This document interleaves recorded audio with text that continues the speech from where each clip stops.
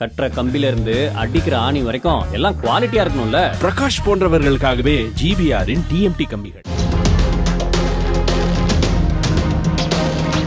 தூத்துக்குடி மாவட்டம் எட்டயபுரம் அருகே உள்ள முத்தலாபுரம் கோட்டூர் பகுதியைச் சேர்ந்தவர் பாலமுருகன். பிகாம் பட்டதாரியான இவருக்கும் தூத்துக்குடியைச் சேர்ந்த MA BEd படித்த சந்தன மாரியம்மாள் என்பவருக்கும் கடந்த 2017ஆம் ஆண்டு திருமணம் நடந்துள்ளது.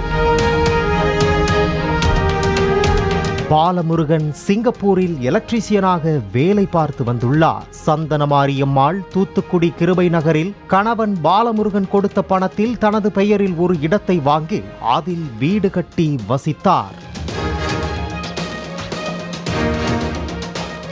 இந்த தம்பதிக்கு ஒரு ஆண் குழந்தையும் உள்ளது.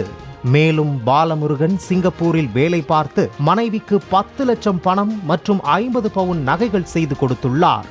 இந்நிலையில் சந்தன மாரியம்மாளுக்கு இன்ஸ்டாகிராமில் பல ஆண்களுடன் தொடர்பு ஏற்பட்டுள்ளது.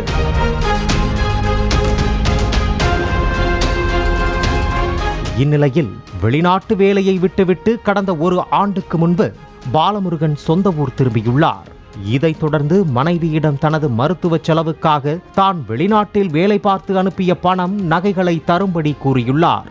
அதோடு சந்தன மாரியம்மாள் பல ஆண் நண்பர்களுடன் தொடர்பில் இருந்ததாக கூறப்படுகிறது.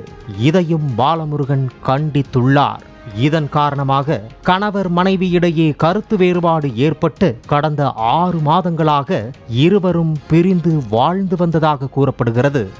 சந்தன மாரியம்மாள் ஏற்கனவே தனது தாய் மாமனான காளிமுத்து என்பவரிடமும் இதே போன்ற நகைகளை வாங்கி ஏமாற்றியதாக கூறப்படுகிறது.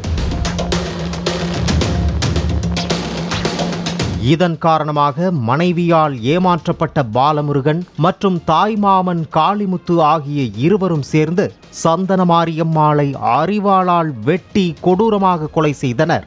இதைத் தொடர்ந்து பாலமுருகன் மற்றும் காளிமுத்து ஆகியோர் தூத்துக்குடி தென்பாக்கம் காவல் நிலையத்தில் சரணடைந்தனர். போலீசார் இருவரையும் கைது செய்து விசாரித்து வருகின்றனர்.